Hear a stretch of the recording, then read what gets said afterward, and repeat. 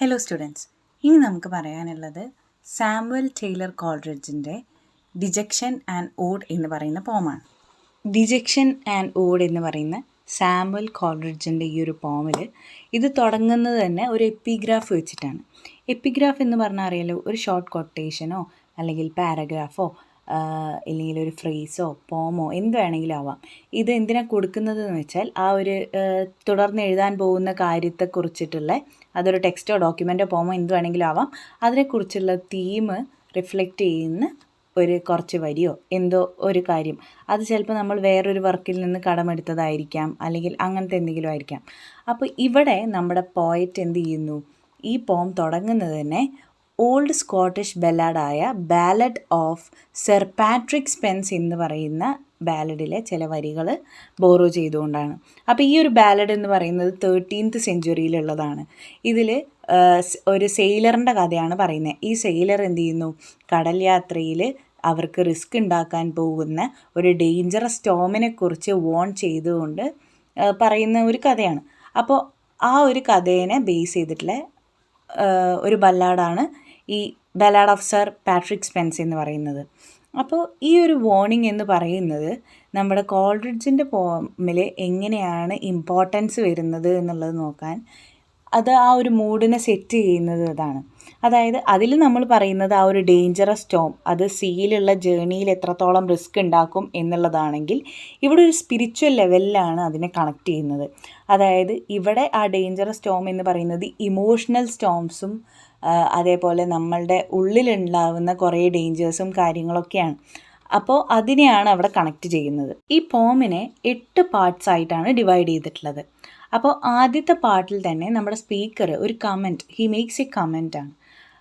അതിൽ പറയുന്നത് ഇങ്ങനെയാണ്: സർ പാട്രിക്കിന് ഇങ്ങനെ വെതർ പ്രെഡിക്റ്റ് ചെയ്യാനുള്ളൊരു കഴിവുണ്ടെങ്കിൽ, അതുപോലെ തന്നെ അദ്ദേഹം ഇപ്പോഴും ജീവിച്ചിരിക്കുന്നുണ്ടെങ്കിൽ, ഈ വരാൻ പോകുന്ന സ്റ്റോമിനെക്കുറിച്ച് അദ്ദേഹത്തിന് നമുക്ക് പറഞ്ഞു തരാമായിരുന്നു എന്നുള്ളതാണ്. അങ്ങനെ നമ്മുടെ പോയറ്റ് എന്ത് ചെയ്യാണ്, ഈ ഒരു മൂണിനെ ഒബ്സർവ് ചെയ്തിട്ട് പറയുകയാണ്, ഈ മൂൺ എങ്ങനെയാണ് കാണപ്പെടുന്നത്, ഇറ്റ് അപ്പിയേഴ്സ് ഗോസ്റ്റ്ലി ആയിട്ടും അതുപോലെ വളരെ ബ്രൈറ്റ് ആയിട്ടുമാണ് കാണപ്പെടുന്നത്.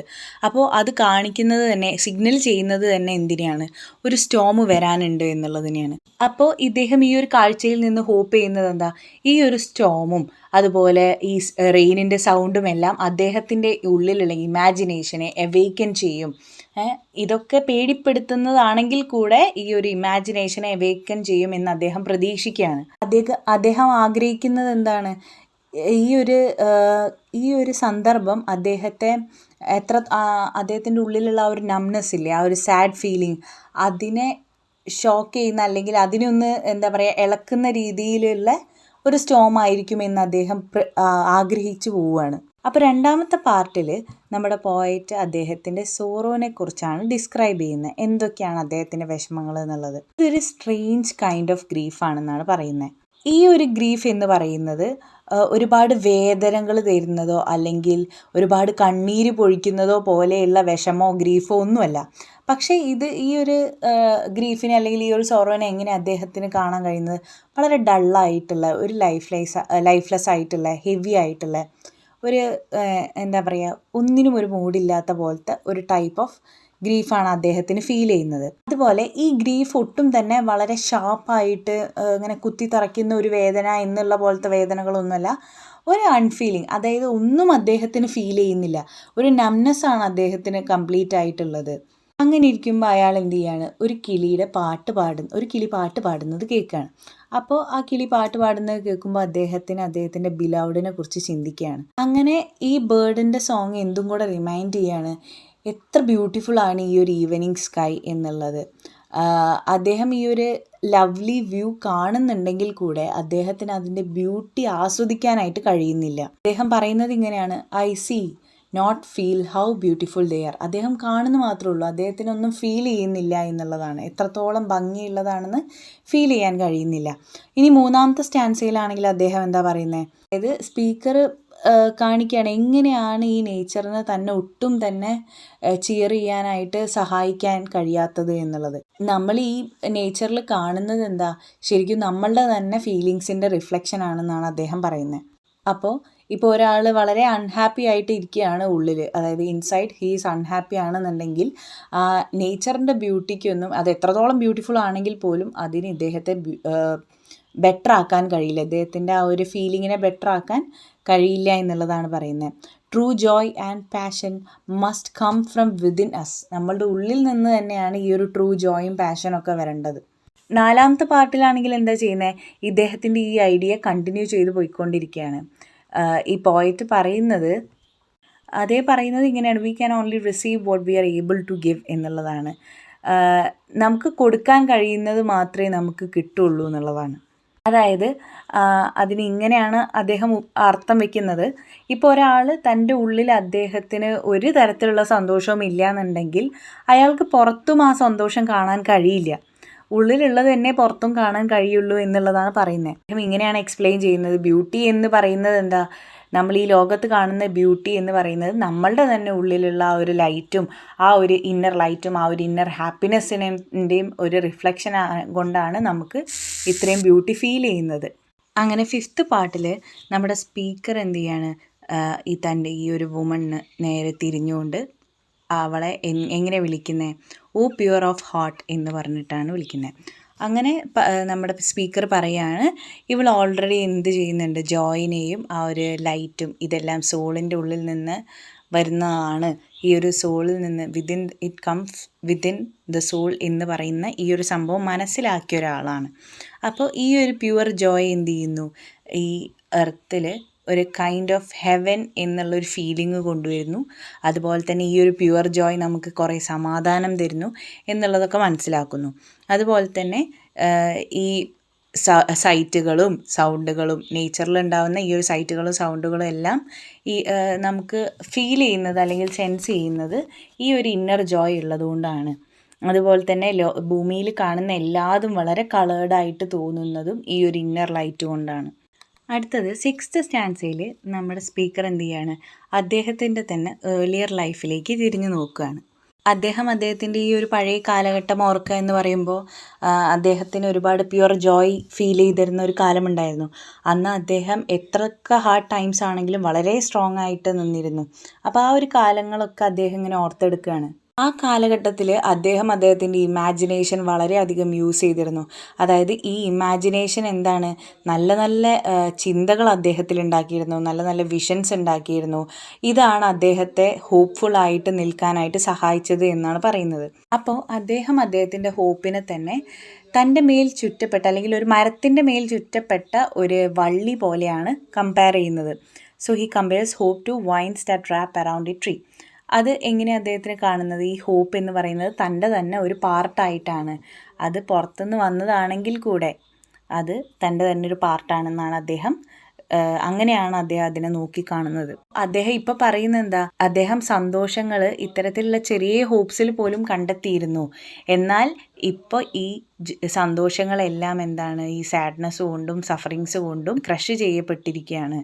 അതായത് ഈ അഫ്ലിക്ഷൻസ് ബോ മീ ഡൗൺ ടു എർത്ത് എന്ന് പറയുന്ന വരിയിൽ അതാണ് ഉദ്ദേശിക്കുന്നത്. അദ്ദേഹത്തെ ഏറ്റവും കൂടുതൽ ട്രബിൾ ചെയ്യുന്ന കാര്യം എന്താണെന്ന് വെച്ചാൽ ഈ സാഡ്നെസ് അദ്ദേഹത്തിൻ്റെ നാച്ചുറൽ ആയിട്ടുള്ള ആ ഒരു ക്രിയേറ്റീവ് സ്പിരിറ്റിനെയും കൂടെ അദ്ദേഹത്തിൻ്റെ എടുത്തു മാറ്റി എന്നുള്ളതാണ്.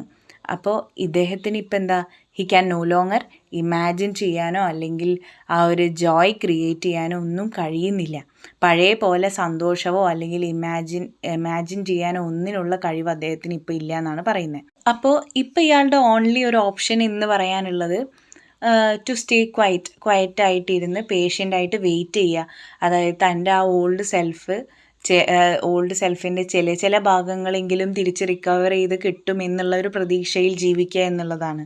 അദ്ദേഹത്തിന് എന്താണ്, തൻ്റെ ഫുൾ ഇന്നർ സെൽഫിനെ റീഗെയിൻ ചെയ്യണമെന്നുണ്ട്. എന്നാൽ അദ്ദേഹത്തിന് അത് നഷ്ടമായി എന്നുള്ള ഫീലിംഗ് ആണ് മനസ്സിൽ പോയിട്ട് അദ്ദേഹത്തിൻ്റെ ഈ ഒരു ബ്രോക്കൺ സ്പിരിറ്റിനെ കമ്പയർ ചെയ്യുന്നത് എന്തുമായിട്ടാണ്, അദ്ദേഹം ഒരിക്കൽ ഉണ്ടായിരുന്നതിൻ്റെ ഒരു നിഴലുമായിട്ടാണ് ഈ ഒരു ബ്രോക്കൺ സ്പിരിറ്റിനെ കമ്പയർ ചെയ്യുന്നത്. ഇനി 7ാമത്തെ സ്റ്റാൻസയിൽ സ്പീക്കർ പറയുന്നത് ഇത്തരത്തിലുള്ള നെഗറ്റീവായിട്ടുള്ള പോയ്സണസ് തോട്ട്സിൽ നിന്നും തൻ്റെ മൈൻഡിൽ ഉണ്ടാകുന്ന ഇത്തരത്തിലുള്ള തോട്ട്സിൽ നിന്നും അദ്ദേഹത്തിന് എങ്ങനെയെങ്കിലും എസ്കേപ്പ് ചെയ്യണം. അങ്ങനെ ഇത്തരത്തിലുള്ള തോട്ട്സിനെ അദ്ദേഹം വിളിക്കുന്ന പേരാണ് വൈപ്പർ തോട്ട്സ്. അങ്ങനെ ഇദ്ദേഹം എന്താ വിഷ് ചെയ്യുന്നത്, ആ വിൻഡിലേക്ക്, ആ കാറ്റിൻ്റെ ആ ശബ്ദം ഇനി ശ്രദ്ധിക്കാം, അല്ലെങ്കിൽ വിൻഡിനെ ലിസൺ ചെയ്യാം. ഇതിനെ അദ്ദേഹം ഒരുപാട് കാലമായിട്ട് ഇഗ്നോർ ചെയ്തതാണ് ഈ വിൻഡിനെയൊക്കെ. അപ്പോൾ ഇനി ഒന്നും കൂടെ ഈ വിൻഡിനെ ലിസൺ ചെയ്യാം എന്നുള്ളതാണ് അദ്ദേഹം വിഷ് ചെയ്യുന്നത്. അപ്പോൾ അദ്ദേഹത്തിൻ്റെ തോട്ട്സിനെ തന്നെ ഒരു സ്നേക്കുമായിട്ടാണ്, ഒരു വൈപ്പറുമായിട്ടാണ് കമ്പയർ ചെയ്യുന്നത്. അതിൽ നിറച്ചും ഡേഞ്ചറും പോയ്സണും മാത്രമാണുള്ളത്. അദ്ദേഹം വിൻഡിനെ എങ്ങനെയാണ് കമ്പയർ ചെയ്യുന്നത്? ഒരു മാഡ് മ്യൂസിഷ്യനായിട്ടാണ്. അദ്ദേഹം എന്താണ്, ഈ എവിൽ സ്പിരിറ്റ്സിന് വേണ്ടിയിട്ട് കുറേ വൈൽഡായിട്ടുള്ള മ്യൂസിക്കൊക്കെ ക്രിയേറ്റ് ചെയ്യുന്ന ഒരു മാഡ് മ്യൂസിഷ്യനായിട്ടാണ് ഈ ഒരു വിൻഡിനെ കമ്പയർ ചെയ്യുന്നത്. സോ അദ്ദേഹം പറയുന്നത് ഈ സ്പ്രിങ്ങിലുള്ള വിൻഡ് എന്ന് പറയുന്നത് കൂടുതൽ വേഴ്സാണ് വിൻ്ററിനെക്കാട്ടിലും. അത് കാണിക്കുന്നത് അദ്ദേഹത്തിൻ്റെ മൈൻഡ് എത്രത്തോളം ഡിസ്റ്റർബ്ഡ് ആണെന്നുള്ളതാണ്. കാരണം നോർമലി സ്പ്രിങ്ങിലുള്ള വിൻഡാണ് കുറച്ച് ജെൻറ്റിലായിട്ടുള്ള വിൻഡ്. വിൻ്ററിൽ വിൻഡ് കുറച്ചുകൂടെ ഒന്ന് ഹാർഷാവും. പക്ഷേ ഇദ്ദേഹത്തിന് ഫീൽ ചെയ്യുന്നത് എങ്ങനെയാണ്, നമ്മുടെ സ്പ്രിങ്ങിലുള്ള വിൻഡാണ് വിൻ്ററിനെക്കാട്ടിലും വേഴ്സ് എന്നുള്ളതാണ്. അപ്പോൾ അദ്ദേഹത്തിൻ്റെ അത്രയും ഡിസ്റ്റർബ്ഡ് ആയിരിക്കുകയാണ് മൈൻഡ് എന്നുള്ളതാണ് ഇതിൽ കാണിക്കുന്നത്. അപ്പോൾ അദ്ദേഹം എന്ത് ചെയ്യാണ്, അദ്ദേഹത്തിൻ്റെ തോട്ട്സിൽ ഇന്നർ ഡാർക്ക്നെസ് ഒക്കെ കാണുകയാണ്. അപ്പോൾ അത് നമ്മൾക്ക് കാണിച്ചു തരുന്നത് വളരെ സാഡായിട്ടുള്ള ഫിയർഫുൾ ആയിട്ടുള്ള ഇമേജസിലൂടെയാണ്.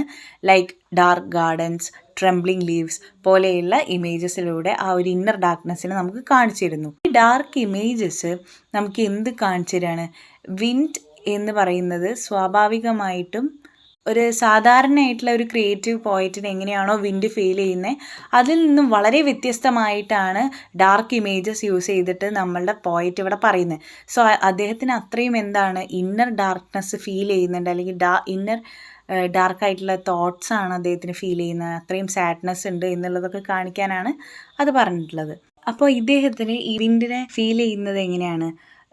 ഒരു യുദ്ധത്തിൽ നിന്നും വിഡ്രോ ചെയ്തു പോരുന്ന ഒരു ആർമി, അവരുടെ ഉള്ളിൽ വളരെയധികം പെയിനും ഫിയറും മാത്രമായിരിക്കും നിറഞ്ഞു നിൽക്കുന്നുണ്ടാവുക. സോ അത്തരത്തിലുള്ള ഒരു ആർമിയെ പോലെയാണ് അദ്ദേഹത്തിന് വിൻഡ് ഫീൽ ചെയ്യുന്നത്. അങ്ങനെ ഫൈനലി അദ്ദേഹം എങ്ങനെയാണ് കമ്പയർ ചെയ്യുന്നത്? അദ്ദേഹത്തെ തന്നെ ഹെൽപ്പിന് വേണ്ടി കരയുന്ന ഒരു എന്താ പറയുക, ലോസ്റ്റ് ചൈൽഡായിട്ടാണ് കമ്പയർ ചെയ്യുന്നത്. കുട്ടി എന്ന് പറയുന്നത് വീട്ടിൽ നിന്നും ഒരുപാട് അകന്നിട്ടൊന്നും അല്ലെങ്കിൽ പോലും ആ കുട്ടി വളരെയധികം ഫ്രൈറ്റൻഡ് ആണ്. അതുപോലെ വളരെ ഉറക്കെയാണ് ആ കുട്ടി കരയുന്നത്. ഈ ഒരു സങ്കടമൊക്കെ കേട്ടിട്ട് തന്നെ രക്ഷിക്കാനായിട്ട് വരും എന്നുള്ള പ്രതീക്ഷയിലാണ് ആ കുട്ടി അത്രയും ഉറക്കെ കരയുന്നത്. അങ്ങനെ ലാസ്റ്റ് സ്റ്റാൻസയിൽ നമ്മുടെ സ്പീക്കർ പറയാണ്, ഇപ്പോൾ സമയം മിഡ് നൈറ്റ് ആണെങ്കിൽ കൂടെ അദ്ദേഹം ഉറങ്ങാനായിട്ട് പ്ലാൻ ചെയ്യുന്നില്ല. അദ്ദേഹത്തിൻ്റെ മൈൻഡ് വളരെയധികം ട്രബിൾഡാണ്. എന്നാലും അദ്ദേഹം എന്ത് വിഷ് ചെയ്യുന്നു?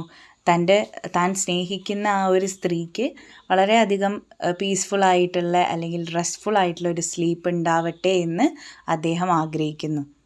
അദ്ദേഹത്തിന് തൻ്റെ ബിലവഡ് എങ്ങനെ വളരെ ജെൻറ്റിലായിട്ട് സ്ലീപ്പ് ചെയ്യണമെന്നാണ്. ആ സ്ലീപ്പ് ചെയ്യുന്നത് നോക്കാനായിട്ട് ആകാശത്ത് നക്ഷത്രങ്ങൾ വളരെ കാമായിട്ട് ഈ എർത്തിനെ നൈറ്റിൽ എങ്ങനെയാണോ ആ ഒരു പ്രൊട്ടക്റ്റീവ് പ്രസൻസ് കൊണ്ട് നോക്കുന്നത്, അതുപോലെ വളരെ ജെൻറ്റിലായിട്ട് തൻ്റെ ബിലവഡും ഉറങ്ങണം എന്ന് ആഗ്രഹിക്കുകയാണ് നമ്മുടെ പോയറ്റ്. അങ്ങനെ ഇദ്ദേഹം പ്രതീക്ഷിക്കുന്നത് എന്താണ്? അവൾ വെയ്ക്ക് ചെയ്യുന്ന സമയത്ത്, എണീക്കുന്ന സമയത്ത് അവളുടെ ഉള്ളിൽ ഫുൾ ജോയും ഹാപ്പിനെസ്സും മാത്രമായിരിക്കും. അതുപോലെ തന്നെ വളരെ ചിയർഫുൾ ആയിട്ടുള്ള ഹാർട്ടും ബ്രൈറ്റ് ആയിട്ടുള്ള ഐസോടുകൂടിയായിരിക്കും അവൾ എഴുന്നേറ്റ് വരുന്നത്. അതുപോലെ തന്നെ അവൾ എന്താ വിഷ് ചെയ്യുന്നതെന്ന് വെച്ചാൽ അവളുടെ വോയിസ് എന്ന് പറയുന്നത് എപ്പോഴും ഭയങ്കര ലൈവ്ലിയും എനർജറ്റിക്കുമായിട്ടുള്ള വോയിസാണ്. അതുപോലെ തന്നെ ഇവളുടെ ഹാപ്പിനെസ് എന്ന് പറയുന്നത് എപ്പോഴും വളരെ ഹാർമണിയിലും, അതുപോലെ തന്നെ എപ്പോഴും ഈ ഒരു എന്താ പറയുക, ഈ ഒരു അവളുടെ ചുറ്റുമുള്ള ഒരു ജോയ്ഫുൾ വേൾഡുമായിട്ട് ഈ ഒരു ഹാപ്പിനെസ് എപ്പോഴും വളരെ ഹാർമണിയിലായിരിക്കും. പിന്നെ അതുപോലെ തന്നെ അദ്ദേഹത്തിൻ്റെ ഒരു ഡീപ്പസ്റ്റ് വിഷ് എന്ന് പറയുന്നത് അവളുടെ ലൈഫ് എന്ന് പറയുന്നത് വളരെ സ്മൂത്തായിട്ട് പോകണം എന്നുള്ളതാണ്. It should flow smoothly and lovingly with the world. Like 2 rivers, 2 പുഴകളിങ്ങനെ ഒരു സ്ട്രീമായിട്ട് ജോയിൻ ചെയ്യുന്ന പോലെ വളരെ സ്മൂത്തായിട്ട് ഈ വേൾഡുമായിട്ട് അവളുടെ ലൈഫ് പോകണമെന്ന് അദ്ദേഹത്തിൻ്റെ വളരെ വലിയൊരു ആഗ്രഹമാണ്. ഈ പോയം അവസാനിക്കുന്നത് ഒരു ഹാർട്ട് ഫെൽറ്റ് ബ്ലെസ്സിങ്ങിലൂടെയാണ്. സ്പീക്കർ വിഷ് ചെയ്യുന്നത് എന്താണ്? അവളുടെ ഹൃദയത്തിൽ എന്നും അല്ലെങ്കിൽ അവളുടെ ജീവിതത്തിൽ എന്നും സന്തോഷം നിറഞ്ഞിരിക്കട്ടെ എന്നുള്ളതാണ്. ഈവൻ ദോ നമ്മുടെ പോയറ്റ് എങ്ങനെയാണ് വളരെ സോറോയിലാണ് ഇരിക്കുന്നത് എങ്കിലും. അപ്പോൾ ഇദ്ദേഹം അവളെ വിളിക്കുന്നത് എങ്ങനെയാണ്? ഫ്രണ്ട് ഡിവോട്ടസ്റ്റ് എന്നൊക്കെ പറഞ്ഞിട്ടാണ്. അപ്പോൾ ആ ഒരു അദ്ദേഹത്തിൻ്റെ ആ ഒരു സിൻസിയർ ലവും ഡിവോഷനും എല്ലാമാണ് അതിലൂടെ കാണിക്കുന്നത്. അതുപോലെ തന്നെ ഇദ്ദേഹത്തിൻ്റെ ഈ ഒരു ആശ, ഈ ഒരു ആഗ്രഹം അവളുടെ ജീവിതത്തിൽ ഒരുപാട് സന്തോഷം കൊണ്ടുവരുമെന്നുള്ളത് ഇയാൾ പ്രതീക്ഷിക്കുകയാണ്. അടുത്തത് അനാലിസിസ് ആണ്. സാമുവൽ ടൈലർ കോൾറിഡ്ജിൻ്റെ പോമായിട്ടുള്ള ഡിജക്ഷൻ ആൻഡ് ഓഡ് എന്ന് പറയുന്നത് വളരെ ഡീപ്ലി ഇമോഷണലാണ്. അതുപോലെ തന്നെ ഇന്നർ സ്ട്രഗിൾസിനെയും സാഡ്നെസ്സിനെയും ഒക്കെ കുറിച്ചാണ് അതിൽ പറയുന്നത്. അതുപോലെ തന്നെ പിന്നീട് അയാൾ എങ്ങനെ ആ ഒരു കംഫേർട്ടും നേച്ചറിലുള്ള ആ ഒരു സമാധാനവും ഒക്കെ ഹോപ്പ് ചെയ്യുന്നു, അല്ലെങ്കിൽ അത് കണ്ടെത്താനായിട്ട് ഹോപ്പ് ചെയ്യുന്നു എന്നുള്ളതൊക്കെയാണ് പറയുന്നത്. അതുപോലെ തന്നെ കോൾറിഡ്ജ് എന്ത് ചെയ്യാണ്, ഈ ഒരു പോം എഴുതിയിട്ടുള്ളത് 1802 ആ സമയത്ത് അദ്ദേഹത്തിന് വളരെയധികം പേഴ്സണലി ആൻഡ് ആർട്ടിസ്റ്റിക്കലി ലോസ്റ്റ് ആയിട്ട് ഫീൽ ചെയ്തിരുന്ന ഒരു സമയമായിരുന്നു. ഈ ഒരു പോമിലൂടെ അദ്ദേഹം എന്ത് ചെയ്യാണ്, ഈ സാഡ്നെസ്, മെലാൻക്കലി എന്ന് പറയുന്ന ഈ ഒരു ഫീലിംഗ് എക്സ്പ്ലോർ ചെയ്യുകയാണ്. അതുപോലെ തന്നെ ഇമാജിനേഷൻ്റെ ഇമ്പോർട്ടൻസ്, എങ്ങനെയാണ് നേച്ചറിന് ഒരാളെ ഹീൽ ചെയ്യാനും അപ്ലിഫ്റ്റ് ചെയ്യാനുമായിട്ട് കഴിയുന്നത് എന്നുള്ള കാര്യങ്ങളൊക്കെയാണ് പറയുന്നത്. അതുപോലെ തന്നെ ഈ ഒരു പോമിൻ്റെ സ്ട്രക്ചർ എന്ന് പറയുന്നത് വളരെ ലൂസ് ആൻഡ് ഇറഗുലർ ആണ്. ഇതിനൊരു സ്ട്രിക്റ്റ് പാറ്റേൺ ഒന്നുമില്ല. 5 സ്റ്റാൻസയാണ്. ഓരോ സ്റ്റാൻസയിലും വ്യത്യസ്ത നമ്പർ ഓഫ് ലൈൻസ് ആണുള്ളത്. അപ്പോൾ ഈ ഒരു അൺഈവൻ ഫോം എന്ന് പറയുന്നത് കോൾറിഡ്ജിൻ്റെ ആ ഒരു ഫീലിങ്ങിനെ തന്നെയാണ് റിഫ്ലക്റ്റ് ചെയ്യുന്നത്. അദ്ദേഹം വളരെ കൺഫ്യൂസ്ഡ് ആണ്, ബ്രോക്കൺ ആണ്, ഇമോഷണലി സ്കാറ്റേർഡ് ആണ്. സോ അത് നമുക്ക് ഈ ഒരു ഇറഗുലർ ആയിട്ടുള്ള ഈ ഒരു പാറ്റേണിന്ന് നമുക്കത് റിഫ്ലക്റ്റ് ചെയ്യാൻ പറ്റും. അപ്പോൾ ഈ പോം തുടങ്ങുന്നത് തന്നെ ഒരു സാഡ്നെസ്സോ ഡെസ്പെയറോ ഒക്കെ പോലെയുള്ള ടോണിലാണ്. എന്നാൽ പിന്നീട് അങ്ങോട്ട് മൂവ് ചെയ്ത് അദ്ദേഹത്തിന് ഒരു എന്താ പറയുക, സെൻസ് ഓഫ് ഇമോഷണൽ ഹീലിംഗ് അല്ലെങ്കിൽ സ്പിരിച്വൽ റിന്യൂവലിലേക്ക് എത്തിപ്പെടുകയാണ്. അപ്പോൾ ഈ ഒരു മൂഡിലുള്ള ഈ ഒരു ഷിഫ്റ്റ്, അത് നമ്മുടെ ആ പോം എഴുതപ്പെട്ടിട്ടുള്ള ആ ഒരു രീതിയിലും നമുക്ക് ആ ഒരു മൂഡ് ഷിഫ്റ്റ് കാണാൻ കഴിയും എന്നുള്ളതാണ്. തുടക്കത്തിൽ ലാംഗ്വേജ് വളരെ ഗ്ലൂമി ആയിരിക്കും, എന്നാൽ പിന്നീട് കൂടുതൽ വിവിഡും എക്സ്പ്രസീവുമായിട്ട് നമുക്ക് ആ ഒരു പോമിൻ്റെ ലാംഗ്വേജ് പോകുന്നത് കാണാം. കോൾറിഡ്ജ് കുറേ മെറ്റഫേഴ്സും റെഫറൻസസും അല്യൂഷൻസും ഒക്കെ ഈ ഒരു പോമിൻ്റെ ഇമോഷണൽ ഡെപ്ത് കൂട്ടാനായിട്ട് എഴുതിയിട്ടുണ്ട്. അദ്ദേഹത്തിൻ്റെ ഫീലിങ്സിനെ തന്നെ എന്തുകൊണ്ടാണ് കമ്പയർ ചെയ്യുന്നത്, ലൈക്ക് പവർഫുൾ നാച്ചുറൽ ഇവൻറ്റ്സ് ആയിട്ടുള്ള സ്റ്റോമി ബ്ലാസ്റ്റ് ഓഫ് വിൻഡ്, അതായത് സ്റ്റോം ഒക്കെ ആയിട്ടാണ് കമ്പയർ ചെയ്യുന്നത്. അപ്പോൾ എത്രത്തോളം ഇൻറ്റൻസ് ആൻഡ് ഓവർവെൽമിംഗ് ആണ് അദ്ദേഹത്തിൻ്റെ ഇമോഷൻസ് എന്ന് കാണിക്കാനാണ് ഇത്തരത്തിലുള്ള പവർഫുൾ നാച്ചുറൽ ഇവൻറ്റ്സുമായിട്ട് കമ്പയർ ചെയ്യുന്നത്. അതേസമയം ഇദ്ദേഹം calm beautiful images of nature വേൾഡിനെയും നമുക്ക് ഡിസ്ക്രൈബ് ചെയ്ത് തരുന്നുണ്ട്. ഇതിലൂടെയൊക്കെ അദ്ദേഹം എന്താ കാണിച്ചു തരുന്നത്, അദ്ദേഹത്തിൻ്റെ ഉള്ളിൽ ഫീൽ ചെയ്യുന്ന ആ ഒരു പെയിനിൻ്റെയും അതുപോലെ തന്നെ നേച്ചറിൽ കാണപ്പെടുന്ന ആ ഒരു സമാധാനത്തിൻ്റെയും ആ ഒരു വൈരുദ്ധ്യത്തെയാണ്, ആ ഒരു സ്ട്രോങ് കോൺട്രാസ്റ്റിനെയാണ് നമുക്ക് കാണിച്ചു തരുന്നത്. അപ്പോൾ ഈ ഒരു ഓപ്പോസിറ്റ് ഇമേജ് ഉണ്ടല്ലോ, ഈ സ്റ്റോം വേഴ്സസ് കാം അല്ലെങ്കിൽ പീസ്ഫുൾനെസ് എന്നുള്ള ഒരു ഇമേജ്, ഇതെന്താ ഹൈലൈറ്റ് ചെയ്യുന്നത് വെച്ചാൽ എത്രത്തോളം ലോസ്റ്റ് ആണ് അല്ലെങ്കിൽ ഡിസ്കണക്റ്റഡ് ആയിട്ടാണ് അദ്ദേഹത്തിന് ഫീൽ ചെയ്യുന്നത് എന്നുള്ളതാണ്. ഒരു മെയിൻ ഐഡിയ ഈ ഒരു പോമിലെ എന്ന് പറയാനുള്ളത്, എങ്ങനെയാണ് ഈ ഒരു മെലാൻക്കലി അല്ലെങ്കിൽ സാഡ്നെസ് ക്രിയേറ്റിവിറ്റിയെ എഫക്റ്റ് ചെയ്യുന്നത് എന്നുള്ളതാണ്. കോൾറിഡ്ജിന് എനിക്ക് തൻ്റെ ആ ഒരു എഴുതാനുള്ള അല്ലെങ്കിൽ ക്രിയേറ്റ് ചെയ്യാനുള്ള ഇമാജിനേഷനുള്ള എല്ലാ കഴിവും നഷ്ടപ്പെട്ടു എന്നാണ് അദ്ദേഹത്തിന് ഫീൽ ചെയ്യുന്നത്. അതുപോലെ തന്നെ ഈ ഒരു കാര്യത്തെ താൻ അനുഭവിക്കുന്ന ആ ഒരു ഡീപ്പ് സാഡ്നെസ്സുമായിട്ട് കണക്റ്റ് ചെയ്യുകയാണ്. അദ്ദേഹം ചിന്തിക്കുന്നത് ഈ ഒരു ഡിജക്ഷൻ എന്നുള്ള ഫീലിംഗ്, അതായത് കൈൻഡ് ഓഫ് ഇമോഷണൽ എംപ്റ്റിനെസ് ആണ് അദ്ദേഹത്തിൻ്റെ അടുത്ത് നിന്നും ഈ ഒരു പവർ എടുത്തു കൊണ്ടുപോയിട്ടുള്ളത്, ഈ ഒരു ക്രിയേറ്റീവ് പവറിനെ എടുത്തു കൊണ്ടുപോയിട്ടുള്ളത്.